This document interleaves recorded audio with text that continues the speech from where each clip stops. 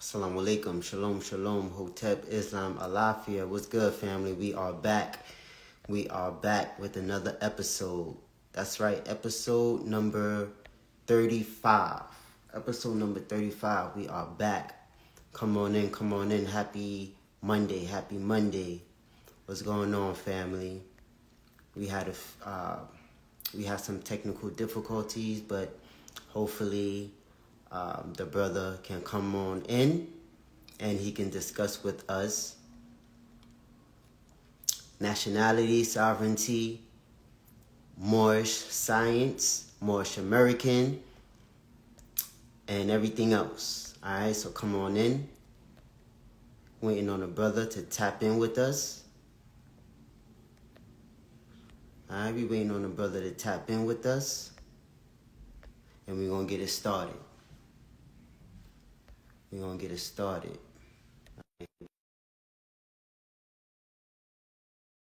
Sovereignty.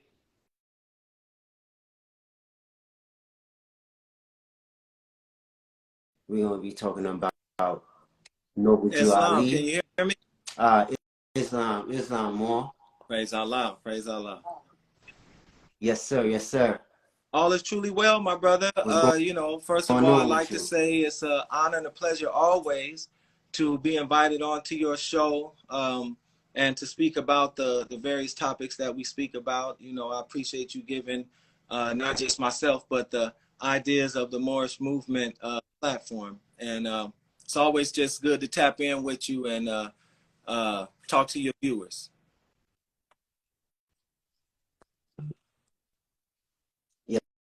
Yes, sir. Yes, sir. Well, you already know, like, we're not biased to any specific school of thought, right? So we give all school of thought philosophies a chance to, come on and express themselves. And I mean, for us, it's just all about unity as well, right? It's all about unity. We're not playing favorites here. When I look at you, I'm looking at my brother. When I'm looking at someone who may not have a fez on, I'm still looking at my brother. So Yes, sir. we don't play that division thing over here, But hey, man, let's get into it. So tell the people where you from and your upbringing. What Peace was and that love like? to all viewers and all those within the sound of my voice. I would like to first give honors and praise to the Most High. Some know him as Allah, some know him as Eli, some know him as various different names, Dios. I choose to call him Allah, which means the God or the one God. So praise due to Allah or any divine the divine one that you recognize. And I want to give honors to my industrious and illustrious forefathers, the Honorable Marcus Mosiah Garvey and the Noble Jew Ali in particular, them representing key elements, key founding fathers of our movement here in North America, or there in North America. And I also want to give honors to all those that are tuning in. They could be doing a lot more with their time. They could be out there in the lower self. They could be out there practicing white supremacy on the low. So they're here, and I appreciate you all, and so honors to you as well. I am Cozmo also known as the Minister of Culture, Grand Sheik of Moorish Science Temple of America, Oakland Temple number 1, located in Oakland, California, obviously. Now we are also relocated representing Moorish Science Temple of America, Hawaii. This is an extended the learning program that we have perpetuated. As far as my upbringing, I was born and raised in Southern California between Long Beach and Los Angeles. Went to Polytechnic High School, and around 19 moved to Los Angeles. When I was young, I was into hip hop, one of the MCs in Long Beach, and that led me into consciousness. There were those who, when they started, outlawing breakdancing and outlawing rapping, groups of us on the street, that went into other things. Some went into gangbanging, some went into dope dealing, some went into sports, some went into rapping, some went somewhere in between all of that, right? So raised pretty much in my teens, I was into consciousness just because of listening to lyrics like Rakim, Boogie Down Productions, but also being introduced by my elders to people like the Last Poets and the Watts Prophets, so on and so forth. So that's how I came into consciousness, so to speak. I heard, before that, I was into everything else that everyone was into. While listening to hip hop and other different music introduced by the elders, I started hearing the voices of people like Khalid Muhammad, people like Farrakhan, people like Huey P. Newton, H. Rap Brown, Stokely Carmichael, Jamil Alameen, and Kwame Ture. Great orators, and the message I resonated with. And so I sought out consciousness. And one of the leaders that kind of pulled on me was Al-Hajj Malik El-Shabazz. So the first book I ever read all the way through was his autobiography. And of course I related as a young man, you know, coming from the streets, hustling, so on and so forth, into consciousness. This was in the 90s. And so I met the Moors real early. I was like about 14 years old. I was already kind of, you know, considered myself a Muslim, so to speak, but I came into the knowledge of the Moors, and by 15, I was rolling with the Moors hard. We established organizations like the Moorish Chess Club in high school, and dealt with other Moorish clubs in the college, and also participated in Black student unions and other things like that, anything to get the message out to our people.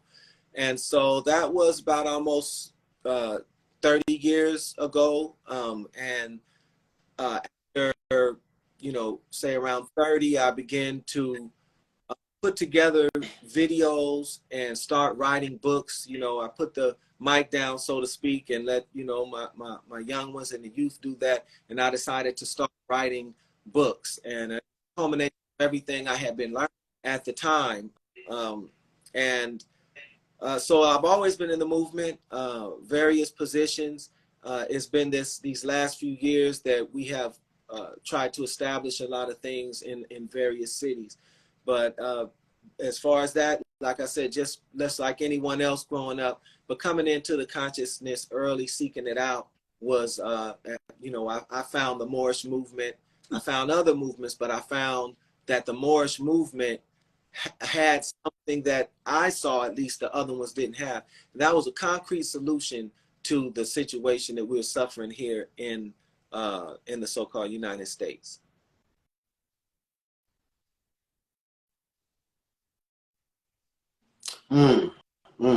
Man. So, question about you reading the book, the autobiography of Malcolm X, right? So, what was your, give me one takeaway from the book, autobiography of Malcolm X. At the What's time, your one takeaway from that book? The takeaway was obviously the transition of Detroit Red, you know, nicknamed Devil, which we all had different types of names in the hood, and him being able to transform himself into this powerful speaker, coming from a situation of degradation, you know, basically what's going on in the neighborhoods right now.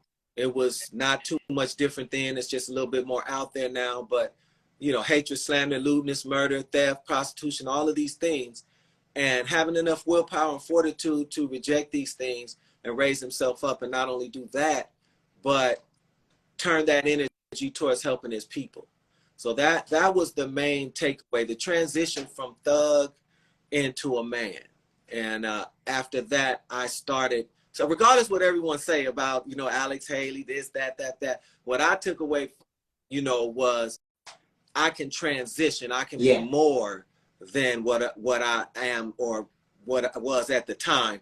And so I, you know, politics aside and theories aside, that was the message that resonated with me. And I began to seek to transform myself since that point.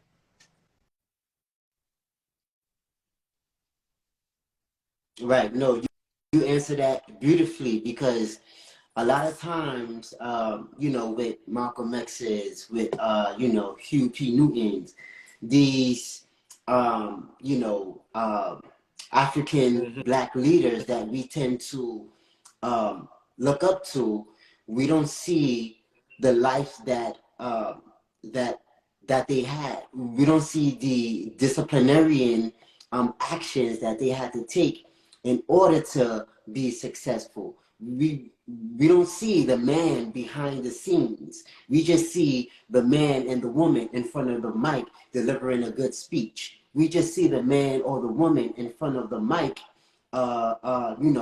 bashing Europeans and things like that. But we don't really see the dedication and sacrifices, most of us rather, the dedication and sacrifices that these men and women had to make in order to be at the level and status of a great orator, or be at the level and status of a great author, or what have you, right?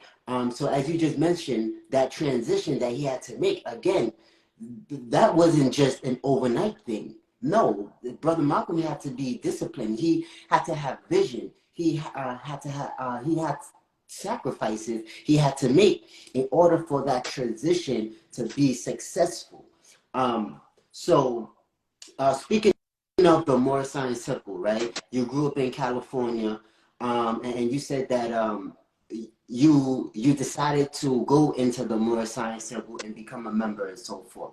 As you said, you could have went to many other organizations, the Black Panthers, the Nation of Islam, but you chose to go with the Moorish Science Temple. What was it about the Moorish Science Temple that gravitated Well, to your initially it wasn't liking and to exactly your the decision temple, it was making? the movement. It was a movement, Moorish Science Empire, or Islamic Moorish Science Empire. And it was a science circle, like a study group. And so what we began to learn was the Moorish American curriculum. We learned by heart our Constitution, our 101s, various lessons that were given to us. Um, I can say I kind of dibbled and dabbled in a lot of those things, whether it be 5%, with your 120, mathematics, supreme alpha, and uh, Black Right. Panthers. It just so happened that the circle that I was sciencing with, the sheik of that circle had a legacy in not only the Panther movement, but also the Islamic movement and the Moorish movement in Los Angeles, a sheik by the name of Danifu Kareem Bey. And he, so in dealing with the Moors, I dealt with all of these elements. I met Kwame Ture. I went to Huey's funeral, met H. Rap Brown or Jamil Alameen, Elaine Brown, the Children of the Martyrs, George Jackson's son, and Chairman Jr.'s son. I came into a lot of these circles because we were about the unity. See, we wasn't divided up like that. So they had a crew, and when with things, we used to do things Exactly. together. If somebody big was coming down, security was everybody. So even though we had our divisions ideologically, at least in Los Angeles, we were able to come together and do things. So I was still exposed to a lot of those elements, being that our sheik was a Panther, and so brought us into the circles a lot of the OG Panthers, not the new stuff. So we got a lot of those teachings, and but what stood out most was, every 25, 30 years, the name of so-called Black people changed, right? We go from slave to Negro to colored to Black to African American, and all of this identity problem. When I read the teachings of Noble Jew Ali, and he spoke about Moor, and he spoke about not just Moor. See, Moor was a name that if you was just in the Black history, you wasn't gonna find out nothing about the history in Moro and the Maori, the Moors, these all these derivatives of the name that show you melanated people all around the planet. And one thing they have in common is this M and this R. Everything else may change around it. But learning in Black studies, we learned about Egypt. I knew nothing about a kingdom of 700 years of ruling of the Iberian Peninsula and Europe. It was just went from Egypt into slavery. But less than 600 AD on up, we had a grand kingdom that ruled the world and enlightened the rest of the world. So the first thing that bells went off, well, why don't I know about this, and why isn't anyone else teaching this? And this message has been here since 1913. And when I began to delve deeper into Moorish history, I just found it unraveled so much melanated history of people around the planet that, you know, I was more drawn to that because, hey, how come I never heard of this? And then secondly, in studying the teachings, I was able to see how many of the organizations had elements of those teachings, but were just focusing on certain aspects of it. But none of them actually dealt with the nationality aspect. And the nationality aspect solves the problem of our name changing every so often and us getting back to our inheriting our estates and being able to trace ourselves, because we have a lineage here in America first, then we have a lineage in Africa with our descendant nature. But you can't go back to Africa to claim anything. You got to claim it right here. And what are the names that we're going to claim it under? What were the where's that history? Where's all of that? And I found all of that in the Moorish movement, the names, the history, the culture, the rites, the rituals. So, and just nothing ever answered. Mm-hmm. So so with us claiming a nationality, you spoke on the word unity first. Do you think that we need to have a sense of unity first in order to come together No, to claim a nationality? not at all. I mean, you are what your forefathers were without a doubt of contradiction. So many of us understand that we have a bloodline. But no nations agree in totality. You can go around from Asia to Russia. There's always people who disagree and agree within the construct of a nation. That's what nations are comprised of. They're comprised of micro societies, have ideas on how to either better develop that society, or in some of the worst cases, underdevelop that society. So you're going to have various people think in different ways. I think unity of ideology is a thing that's going to elude us because a lot of it make us that way. But there is one area in which we should have unity, and that doesn't us require to have ideological unity, and that's unity of purpose. Because once you have unity of purpose is like, hey, when you go to work, you know, everybody's working, everybody's getting their paycheck, they're trying to come home to their families. No one's really arguing with each other. There's some funny style stuff going on, but everybody keeps themselves cordial enough to handle the task and then get back to where now they can express themselves in their own individual societies, right? Problem comes in when this society comes from here and this society comes from here, and they start trying to impose their societal views on each other. But one thing we know, you can have 5 people from 5 different ideologies talking amongst our people, melanated people. And if one of them drops down and starts dying, everyone's going to help. Nobody's going to be worried about the ideology. So we can preemptively say that, hey, health is something that we can all focus on, having a hospital in case something happens to one of us that really doesn't have to deal too much with ideology. And if we find those things that we can focus on, then we'll be able to gain ground in certain areas.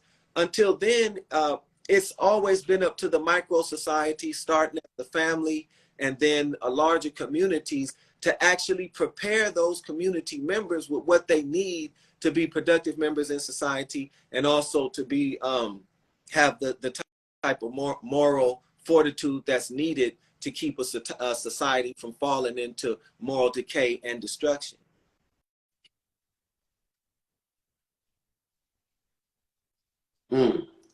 So my last interviewer, which I talked about with you, was Dr. Umar Johnson, right? One of the statements that he said was, you don't suffer from what you call yourself. You suffer from what you don't do for yourself. Well, I mean, I agree with What's your response to that? In part, because there's more, and that's really kind of trivializing the fact of identity. In a sense, it's perfect, because do for self, no who you are, then do for self is to follow that. Well, if all you're just doing yeah. is knowing who you are, and there's no do for self, then knowing who you are is virtually useless. But identity is the most critical factor in healing the psychology of our people. Nationality allows you to know who it is that needs to collectively do for self. Let me give you an example. Nationality is a human right. When you're deprived of human rights, you suffer, right? So Article 15 of the Universal Declaration of Human Rights says that everyone has a right to a nationality and not to be denied of a nationality, right? So so-called Black people in this country are denied a nationality that is a true nationality that stems from their bloodline and their forefathers. They're denied that. So are we not to seek this human right to make ourselves whole again? That doesn't mean, you know, in our everyday living, we don't plant the food, we don't build the houses, we don't do all of those things. Again, that's unity of purpose, right? Unity of purpose, it doesn't matter ideology or any of those things, because we all got to eat. We all need health care. We all need those things. So in that regard, I understand it. But if you don't know who you are and you don't know what to call yourself, then anything that you do can never be for self. And that's the problem that we have in here in North America, because we don't know what basket to put our goodies in, right? And if the solution was for us to be unified, all so-called Black people, no. All so-called Black people that are of a higher self vibration that can bring about development and growth in our community, not just for the purpose of being so-called Black, because there's many devils that are so-called Black, or many demons on demon time out there killing and persecuting us. So we have to be of a certain caliber to even think about traveling on the path of doing for self. And because morals and religion is trivialized, you have people thinking they can make that step without skipping over the codes and traditions of their forefathers, which is personified in their national names.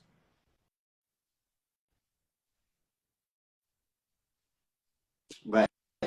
So let's talk solutions, right? So let's say, okay, so what is the first step in claiming a nationality? One. And two, when we do claim a nationality, all right, well, I'm glad you asked that question. Step? I mean, we're born with our nationality, right? And our 101 question says, what is your nationality? Moorish American. Why? Because we are descendants of Moroccans and born in America. So why Moroccans? Not the modern day Moroccan state that you see there. We're talking about ancient Morocco, which spanned, again, the globe, that kingdoms and empires that we don't really know about, because we're not taught that in so-called Black history. But within that answer, you have two things. Moorish, our ancient Moorish descendant nature, which is in Africa. So we're descendants of Africa, but that just wasn't the name at the time. And when you look at Africa, you have something called in history the Ivory Coast, the Gold Coast, and later on the Slave Coast. So we know what coast, which happened to be where the Moors are, that in that area, the Moor, Mauritania, Morocco, and Comoro, and all of that, we know where they came from that coast, right? And so, of course, so Moors, and so again, you can we say that say, Moors are African. what is, we know the true and divine name as a Mexim, but we're asked, what is the modern name for a Mexim? And it's Africa. So Africa is the modern name. We have an ancient name for Africa, but we are descendants of Africa, yes. But we're also descendants of America, right? Because you have two ways to inherit nationality. One is through your bloodline or consanguinity, and the other one is through the soil, right? So where you're born at. So a lot of times we jump back to Africa because of our descendant nature. That's where we descend from, ancient Moors, and there's Moors on these shores, but that's another story. But let's just deal with the frame of reference that most people are familiar with. But we've been over here for hundreds of years, and we've established legacies and ties to the land. Some of us been here for thousands of years. But like I said, that's another story. Let's just deal with the ones we've established ties, we've established legacies. Many of us know the names of our tribes. Many of us know, but we're not tapping into any of that. We're just black, or we're just colored. We're not going by any of our tribal names that we know. How do we know? Because it comes through our family. Can't nobody tell you who you are but your mother and your father. You understand what I'm saying? You can study and know your descendant. Islam? Well, what if they don't know? Your grand. What if they don't know? Not your grandmother. What if they don't know who they are? You know, usually there's someone in the family where you have heard something about the lineage or the tribe here in this country that you may have related to. If not, that's another reason why Noble Drew Ali established the Moorish Science Temple of America, is to help nationalize those and adopt those who cannot find their tribes and thus not link with their nation again. So, but first step to get back on to establish your nationality, you're born with it, but it's about proclaiming your nationality, right? And getting back with your nation. Like you could know that, hey, I'm Chinese, but I'm born here in Hawaii, but I'm not doing anything for the Chinese people. I'm just sitting here. I'm just Chinese, but I'm just living this life, right? So back to that do for self. Our situation is not just knowing we are descendant nature or having a nationality, which is a human right, but now setting that in motion and developing our nation. So it's not just about knowing, it's about proclaiming your nationality and then getting with your nation. By proclaiming your nationality, you record it with your nation, and now you have rights and responsibilities to that nation, not just rights. Many people want to become a Moor. I need that paperwork so I can do this, so I can do this. But what are you going to do for the nation now, right? You get all these rights, but there's responsibilities that come with that. And that's why they're never able to kind of reconcile the two, and you see people out here doing a lot of things. So number one is proclaiming your nationality in front of a established body that was designed for that. And this is all established according to law, which many of us are unfamiliar with. But again, we go back to that human rights and what you're entitled to. So how do you establish that? That's what Noble Drew Ali brought. And then secondly, now what are you gonna, what is your goal in helping develop the nation as you are being developed by the nation? Which there are various projects that Moorish Americans and others are doing right now to help develop their nation. But the key is definitely not in knowing, but in establishing that human right for ourselves, that which was stripped from us, that which everyone else has. For Italians, Mexicans, you could be from Jamaica. They have a name that ties them to the land and their bloodline. And that's what so-called people are, so-called black people are denied. Black doesn't tie you to your bloodline, nor does it tie you to your land. What it does is it puts you outside of the human family.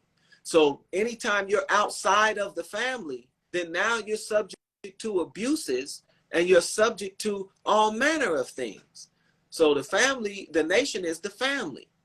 And is it fully developed? No. It's in the development. We know why. It's by design that they've done these things to our nation and organizations, so on and so forth. But most people don't know it's not that hard to establish a nation. Many of the so-called Native American tribes that exist today, Cherokee used to be a tribe. Now it's a Cherokee nation. So there's something about this nation thing that Noble Drew Ali knew way back then that our so-called black leaders to this day still haven't fully recognized.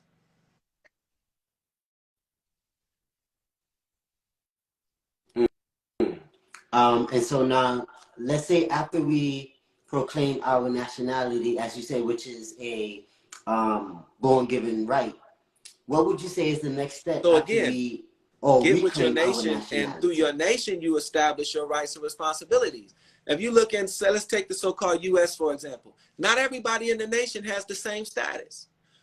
Police officers got a certain status. Firemen have a certain status, right? Teachers have a certain status. Shop owners have a certain status. First of all, what is your status? What are you doing? What are you bringing to the nation? And then now you're able to establish that status for yourself. Some people say correct your status. That's another step. You can change your status in this land. Once you proclaim your nationality and get with your nation, you can fully live in your own society, be governed and administrated by that society outside of the jurisdiction of the general U.S. population. This is nothing new, and it's been done, and it's how America was established. Before there was a union, each state had its sovereignty, and people were still citizens as that state. Well, guess what? A state is nothing but a commercial expression of a society, which is normally a religious society. And so most people are thinking that they have a identity, but they're really just connected with the commercial expression. And everything that's really going on is controlled by the societies, which are usually founded on religion. Our people not into religion. We say religion controls, religion does this, religion does that. But the main principle protected in the Constitution is freedom of religion. So now freedom of religion is one of the primary rights that protect your ability to govern yourself outside of the commercial jurisdiction of the United States, and therefore protect yourself from many of the atrocities that suffer the general population that don't know who they are and aren't governing themselves. And I'm going to just give you one quick example. Many of our people suffer from so-called police brutality, police terrorism, getting shot down and killed in the street. Did you know that police cannot even patrol in unincorporated land? They can't even come and patrol incorporated land. So why aren't our so-called black leaders buying up or acquiring unincorporated land and establishing our own demonstration? We could end police brutality overnight, right? Because those who are governing that particular area or territory can now hire out their own security force, which according to the law, and now that's it. Jews been doing this for a religious society. Catholics been doing this forever, a religious society, but we so scared of religion because of what the European did to us with it, but we don't understand that it has bearing on law, and the primary protection is in religion because the states can't touch it. And it's the states that's performing all the atrocities. It's the cities, it's the commercial expressions of capitalism and greed that are encroaching on us. So it's just now again, everything that I'm talking to you about has been known since 1913 AD, and yet it is a carnal custom amongst our people to profiteer in black and all of these things because it's become a business now. You know how big Kwanzaa is?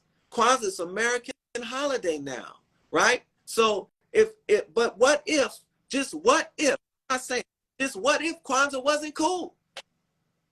Now think about all the people that live and eat off Kwanzaa. You think they're gonna want to stop doing it? So it's people living and eating off of black, even though they know that it keeps us in an inferior position to all nations around the planet. All nations. Why? Because all members of nations have nationality. And when you just calling yourself something that was established us by the ones who enslaved us or put us in bondage, then it just shows that we haven't matured to the point of being able to really even deserve freedom, right? How can you deserve freedom and you still got the so-called slave master's name? You didn't even took the time to change it. Noble Ali told you way back then, first of all, you're not black. We descendants of ancient Moors that ruled the world, and here's your ancient and divine names. We still want to walk around, call ourselves Toby, Johnson, whatever other names. I'm not even too familiar with them no more. But you know, a host, hey, so see you coming, White, and you walk brown, in there and you say, "Hi, I'm John Rowland." They already know you done lost your mind. They already know that you're not free mentally, you see. And if you're not free mentally, then you're not truly free. And thus back to how important it is to have that name, because if the name that you have is established by them, it gives them the power. If the name that you have is established by you and your forefathers, it gives you the power. It resonates within your DNA. It resonates with you and brings about something totally different. Just like if I run around calling a woman a bee all day, right? it's going to bring something different out of them that if I call her an empress or if I call her a queen, our names have meaning like that, right? Our names have meaning. So when we say Ali, we say Mila, when we say these things, it's a higher vibration of resonant frequency already just with sound, you know? Forgive me, guys here. Yes, sir. Yes, sir. Now, yes, yes, sir. So now, you mentioned Noble Drew Ali a couple times. Who is Noble Drew Ali, and why don't some of us know about Islam. Noble Drew Ali? To be honest, you know, Noble Drew Ali is a prophet and founder of the Moorish Holy Temple of Science and the Moorish Science Temple of America. First and foremost, he founded these institutions to help free our people from the mental slavery that we had at the time, and we still have mental slavery today, so the solution still applies. So to many, he's a prophet, he's a holy man, he's a shaman. He brought us a knowledge of ourself, but not only that, he brought us a knowledge of mysticism, and he brought us the knowledge of religion as it applies to law and how we can protect ourselves with it. He is the root cause. He is the sole root cause of all Islamic and so-called nationalistic movements in the United States. The reason we don't know about him is because the information had been suppressed by the FBI with programs called the COINTELPRO and by bootlicking Freemasons who are infiltrate societies only to take the information and to make it inert. Now, I didn't say all Freemasons, I said bootlicking Freemasons. All right. There's good Freemasons because Freemasonry teach you how to build character, build temple, build man. You know, there's good, just like there's good Christians, right? Just because their nature is good. So I'm not indicting any group. That's why I put bootlicking in front, which is a adjective that describes to talk of the type of Freemason I'm talking about. Because you have this kind that they go in and they see what you're doing and they render it inert, and then no more movement. And so, but while at the same time eating off of the information that he brought to establish weaker organizations that could be more controlled and kept within the certain confines of the movement. And I'm not naming, I don't mean weaker as in strength. I mean weaker as in having the solution to the issue of nationality. A lot of our organizations have the issue to homelessness, to prison, to drugs, to promiscuity, things like that. Those are symptoms of an overall problem, which is nationality. Lack of denationalization and lack of nationality is the disorder. All of the other things that we suffer from that the organizations do a great job of healing our people and taking care of them out are all symptoms of a problem of lack of identity of self. So yeah, and I'll leave it right there.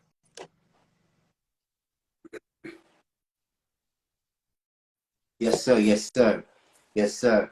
Man, now, so I'm pretty sure you've seen it. Many of our people that's on this live seen it. I've seen it where Noble Drew Ali is sitting next to the Honorable Marcus Garvey.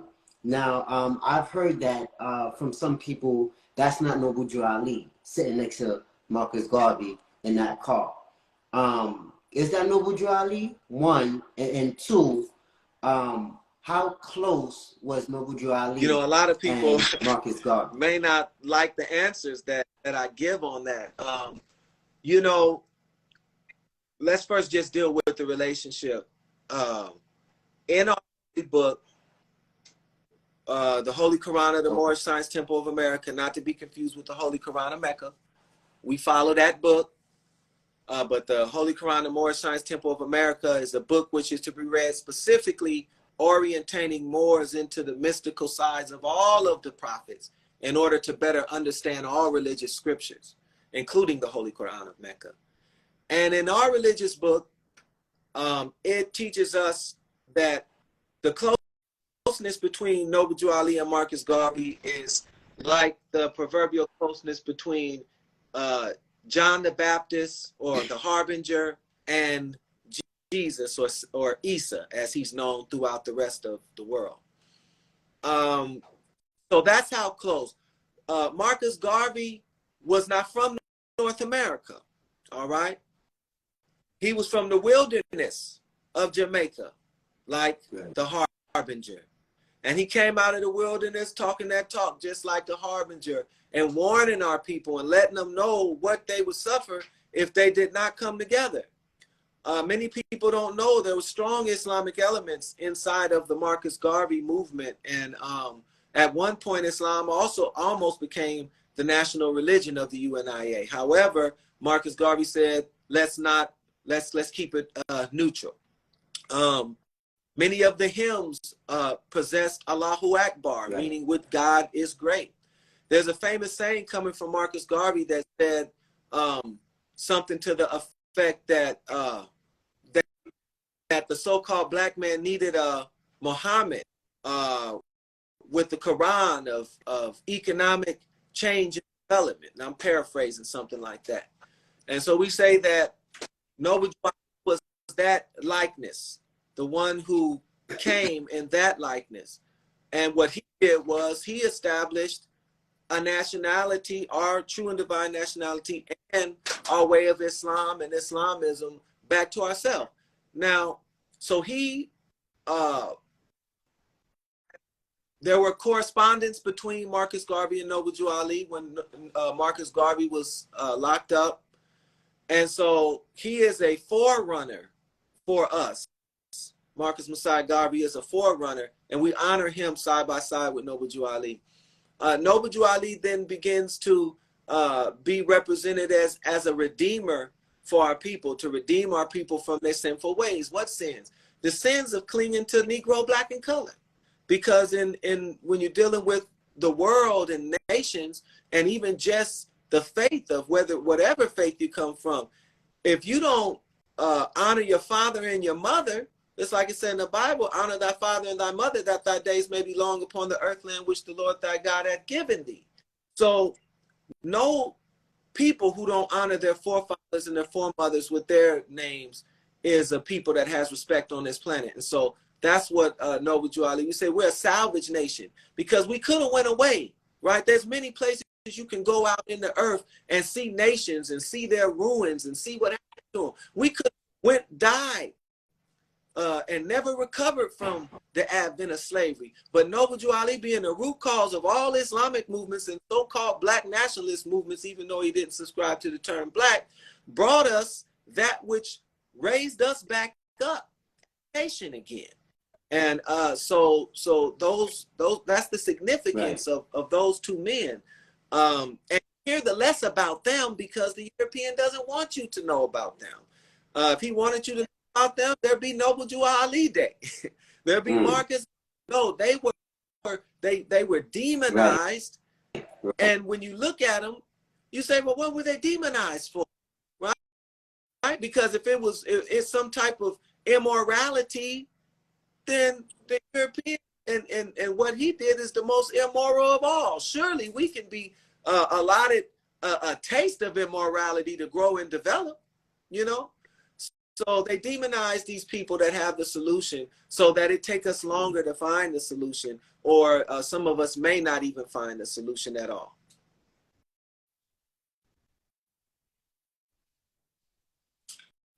Oh, man. Beautiful, beautiful. Man, and I just love that because even Marcus Garvey knew back then in the 1920s that having a religion would dismantle and disunify, Africans or so-called black people in America. So definitely, I think that Marcus Garvey did the right thing and not soliciting any form of religion, just going by one God, one aim, one destiny, right? And having a purpose in that model. Man, beautiful. So let's switch gears a bit, right? So you stated earlier that you relocated to Hawaii. Um, why such a drastic move from California to Hawaii?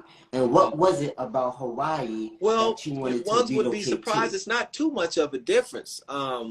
California is almost an island, you know. It has many microclimates like Hawaii does. In Southern California, especially, the weather is kind of warm, and there's a lot of natural sights, and it's a beautiful place. But I was born and raised there, and uh, again, it goes back to that: what do you do after you have your nationality, right? And one of the things that Noble Ali wanted to do was establish villages and towns and things of that nature for Moorish American and any who would want to raise their children in a positive environment, like the Amish and the Mormons and other people that have established communities out there. And so there was a brother by the name of Mahrisi Bani Bey. He established something here called the Aloha Moorish Retreat. And so out here in Hawaii, when you have plots of land, many of them provide retreat type spaces, healing, where you can be around nature, you can see the stars, you can be in the rain, you know, or at least observe the rain, see the flowers, the birds, all different, you know, these different types of things that we are denied being in the cities, in the concrete jungle.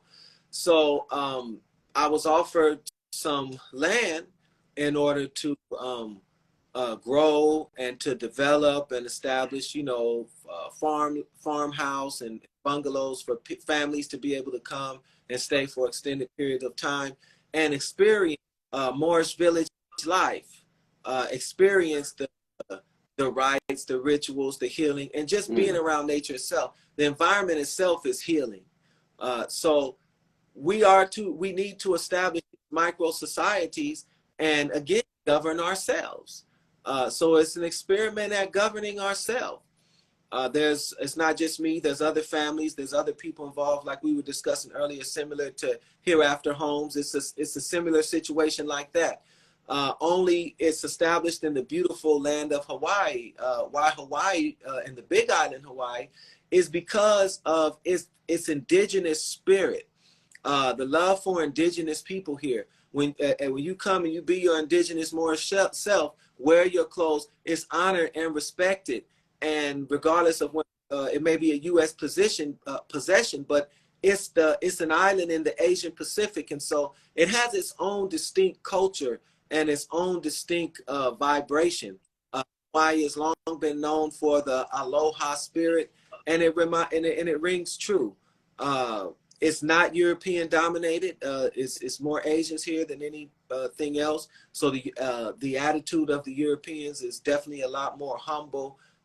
Being some places on the mainland, you know, it's funny because when we're on the mainland, when we're in the cities like Los Angeles, New Jersey, New York, Oakland, so on and so forth, we feel free. We feel ourselves. Right. We see people look like us, and it's like almost a semblance of freedom and being around our own people. Then as soon as you get outside the quarantine, right? As soon as you go about 10 miles, 20 miles outside that city, you see that racism is still alive. Right? It's still alive just like it was back then. You walk into you don't know if you're about to be lynched, right? So in order to try to establish some of these off-grid experiences on the mainland, it's kind of difficult merely due to racism itself, because you don't want to bring your families out there and then something, you know, happen to them like the old days, because people still on that dumb stuff. Where out here, you really don't have to worry about that, because the natives know that we've had it worse off than them. You know, the so-called black man as his indigenous self is welcome anywhere around the world in indigenous cultures. But in his indigenous form, you come and you bring the lower yourself that you learned throughout living with through slavery and with the European, then of course you're going to be met with hostility. Nobody wants that in their land. But when they see, hey, oh, you have something to offer, and that you have culture and you can share, then now that spirit of freedom you can feel, and you can actually begin to grow and develop. I told you earlier, Hawaii is a place of many people. The Chinese here at some point established themselves, the Japanese, the Thai, Filipino. So there are many different nationalities and groups here. And I told you even the hippies from Berkeley came and established themselves in the 70s and are prospering as a micro community. So we felt, hey, it's perfect for Moors to be able to come and be themselves with as less resistance as possible, where we can actually grow and develop and see for ourselves what freedom is like.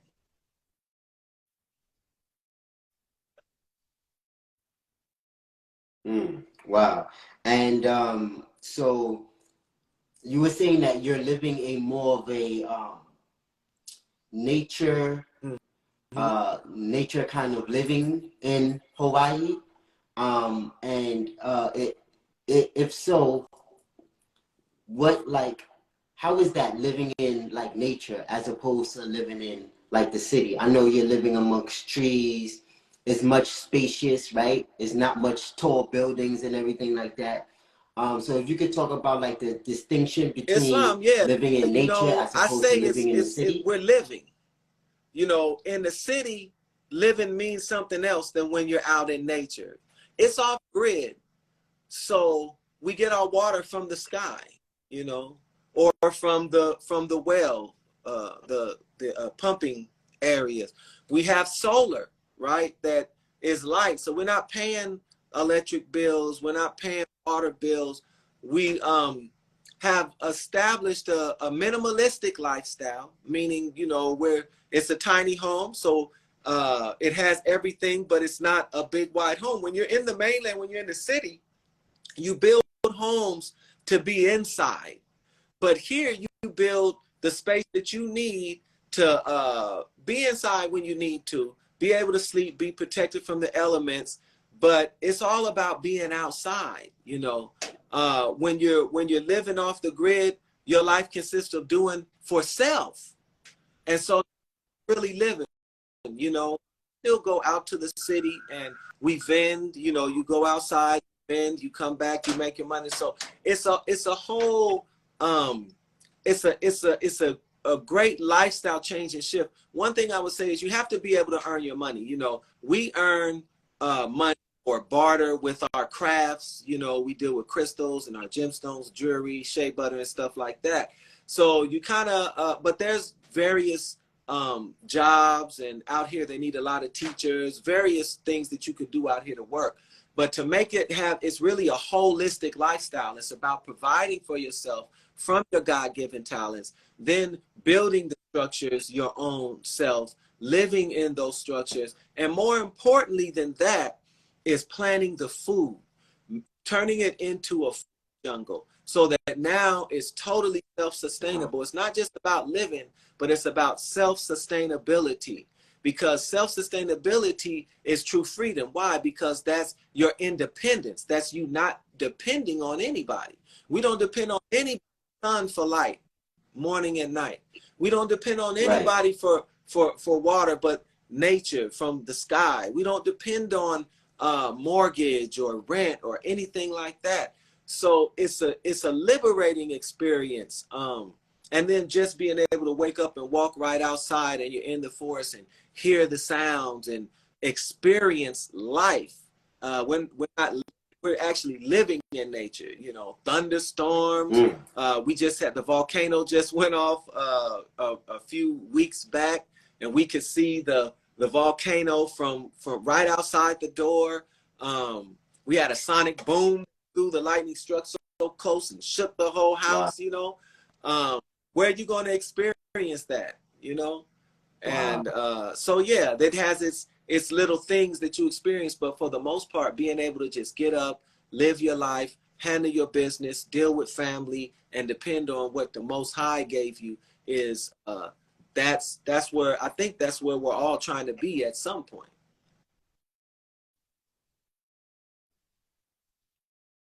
Yes, yes, yes, indeed, indeed. Wow, man. I just gotta like give it up to you, man. I don't know if I would have made that move Mm-hmm. from you know, Cali or from New York, New Jersey to Hawaii, or just, you know, living in nature. Although I do love nature, but to actually like relocate and to live in nature, I don't know if I'll be able to do that just yet. This was a So you know, preparation of I gotta over give it up to time. you. It wasn't Much like love we on just that. picked up and went. Our children have been in home for some time, and we established a private school. So Okay. for years they have been in private school, and we've only been working for ourselves for at least 10 years now. We haven't been working a corporate job where we've needed. So the break was kind of easy for us at this point. It was just a natural progression. But again, not everyone needs to do it in that sense.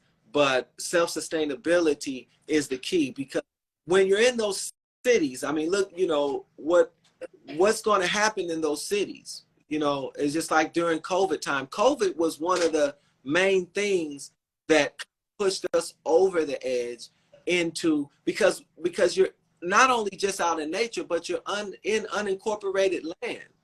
So you know, the intrusions into your house and trying to force this and force that on you are you know, you're insulated from that. But I would say this, you know, come and visit. And when you come and visit, and what pulls on you, you know, it's a certain primal pull and instinct that's so strong that many people find themselves coming back. You know, this is one pit stop on the way to Africa, on the way to other places. But once we pull ourselves up out of it, and you see, wait a minute, you know, there's a different world. People act differently. You know, I don't have under some of the things that I'm under, and then Right. you'll realize that the give and takes are the balance is greater on that side. You know, that peace of mind. With Right. Yes. Somebody mentioned that Hawaii is not all nature. They do have cities. well, when Have you you been say to the so, I'm on city? the Big How is the Island, city over Hawaii, there? right? And the Big Island, Hawaii, is different from Maui and Waikiki and these other areas in the fact that there's really only two major cities. One is Hilo, and that's on the one side of the island, and the other one is Kona. And these are the two major cities. And so in between that, you really have towns. You don't really have cities. Now, we come out to, and then the rest of it is mostly nature, right? You have a lot of agricultural areas, and even the cities, you don't have a lot of the building that you would have. You have huge trees in the middle. You know, it's real big on nature preservation. Most of the sites that tourists, when they come here on this island to see, is more like hiking, waterfalls, volcanoes, and things like that. So that's what I mean. Now, there's most of the houses are spread out so far. There are small neighborhoods and towns, but there's not a lot of city. Nothing like California. Nothing at all. Nothing like New York or anything like that. Right. So Right. because of that, it's real pristine. It's real preserved. Right. It's real clean. It doesn't have a lot of those things. So that's what I mean by nature. And at the end of the day, me especially being in the crystals and gemstones, it's one big lava rock. You know, some people buy lava rock for protection and positive vibration. So the whole place is lava rock. It's a little bit of dirt, but it's all lava rock under there. So the vibration is just totally different from anywhere. Plus, it's being in the center of the world, known as the navel of the world. It has a certain vibration that comes with just being here that makes you want to respect the nature.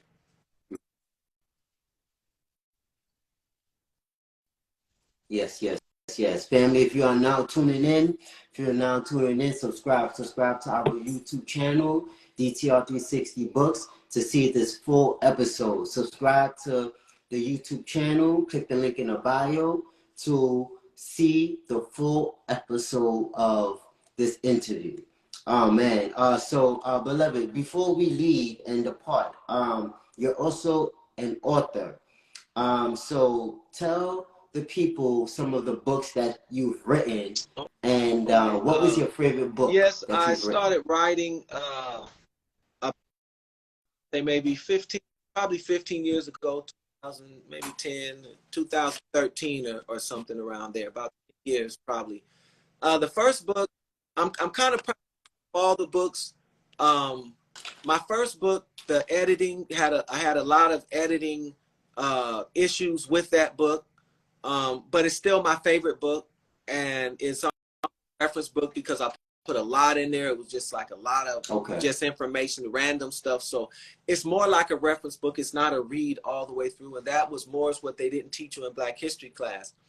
The book that I think is one of the more scholarly books is The Moabite Keep, which deals with ancient Kemetic, Sinaitic, and Hebrew, which is the foundation of all language, Eastern languages, from Aramaic to Arabic to Hebrew, all the way to Latin and to Greek, and is the foundation of the English alphabet, and is the foundation of Pythagorean numerals and Freemasonic numerology, Kabbalism, and all of that.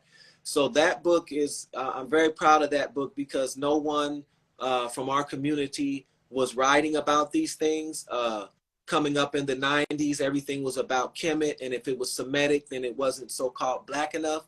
Turned to find out that they actually used the term Shemite and Shemitic to hide much so-called Black culture that was left on be reclaimed. And so with that book, that's what we actually do.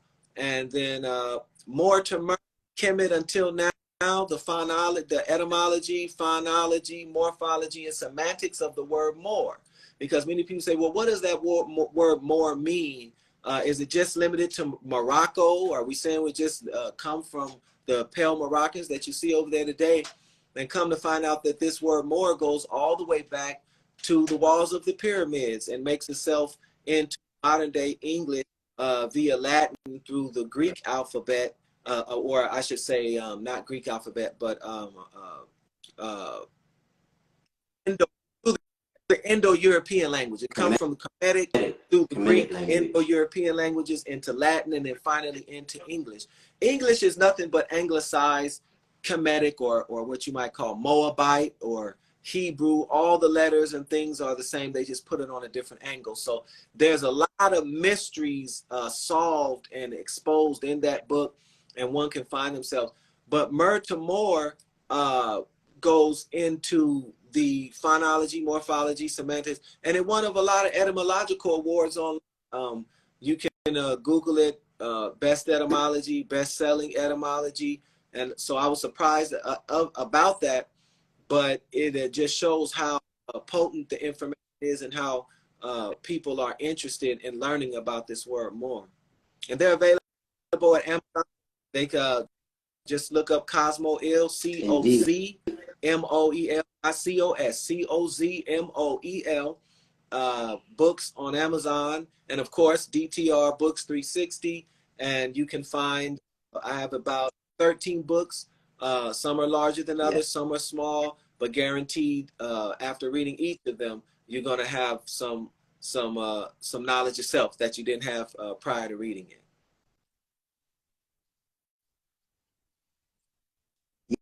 Yes, and before we leave, speak about your Moorish children book that's coming out. You said? Oh, I said before we leave, speak about your Moorish children book that's coming out.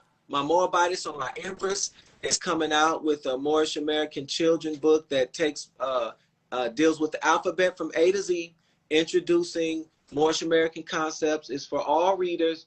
I assisted her with the book, and I'm going to be helping her promote it. After writing, we've decided that again, there's a lot of talk. There's a lot of people that know what to do. Nobody acting. There's a lot of talk amongst us old heads and even youth debating, going back and forth. For all that we know, most of the children are still learning about pilgrims and Indians and still being indoctrinated inside of their schools. So I think going forward, we're going to be focusing more on the children, children's books, curriculums, having retreats like this so that they can come out. You know, back when I was in elementary school, we had Big Bear, you know, all of these schools, they used to have camp that you could take the children out to, let them be in nature, so on and so forth. You know, establish programs like that where the children come out, see the Big Island early, learn about the indigenous cultures here and how they correlate with our indigenous cultures all the world, around the world. So yeah, we're going to be focusing on the children going forward. And just I would like to add that once we understand that we're indigenous to the planet, not just Africa, right? That there's melanated people around the planet, there's pyramids all around the globe, there's mounds all around the globe, that we'll start to be comfortable with going many of these places and actually reclaiming some of our heritage in those places, even if it's starting anew. You know, that's something we really need to think about. Relocation. It doesn't have to be a dramatic thing where we all leave. But if I told you that there are places, other places in the world where Moors can live in harmony with one another, and you know, so-called black people, you know, here is so lit, so it's not so many of us that every time you see one of us, you know, we throwing signs to one another and you're instantly family. So sometimes to get away from that concentration of us in order to appreciate each other a little bit more, you know, and some of us at some point have to show the way, and so we consider ourselves pioneers in that regard.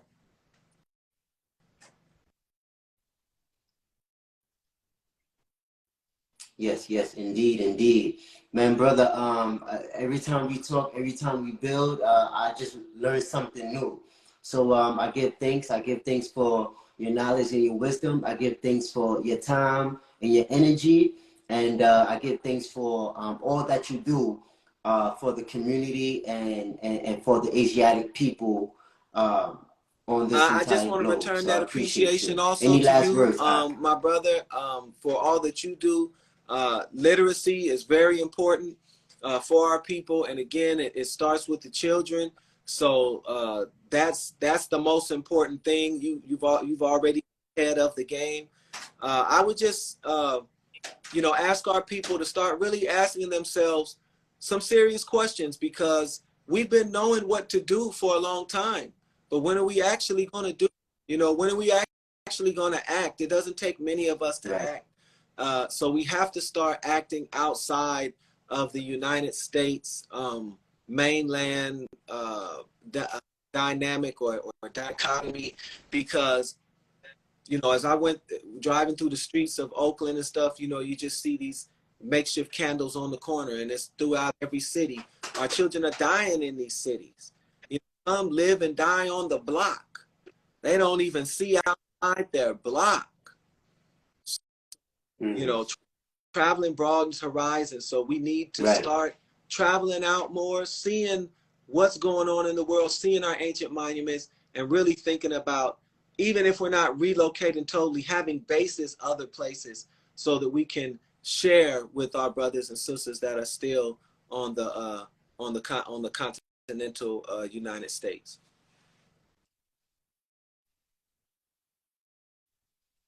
Yes, indeed. Tell the people what you got coming up, and So tell the people where to reach you at. actually, I'll be in Oakland on the 6th at Moorish Science Temple of America, Oakland Temple number 1, 5859B MacArthur Boulevard in Oakland, California. We'll be celebrating Noble Drew Ali's born day, and I'll be speaking on honoring our forefathers and sharing some of the information that I'm sharing with you. So if you're in the Oakland area, you can find me on Instagram, COZMOEL, and there's flyers there so that you can have the information. Um, Again, I just want to say, give appreciation and honors. That's the main thing that we have coming up, is that once we get back, we're going to be doing a lot more building here on the land, digging into the ground, establishing more food so that we can be more self-sustainable, have more to trade and barter with, and just kind of establish this as a model. So when people do come, we can show them, have workshops on how to set up solar, even if they're not here. How do you get your energy from the sun? You know, how do you get your water? You know, I don't want to be long-winded, but they're starting to even outlaw catching water in certain places. You can do some of this stuff everywhere. They're making it harder to do some of Really? these things everywhere. So we have to really think about the future of what we want to see our people looking like. And I think when we do that, we'll start having more self-sustainable communities, and then the real work will begin.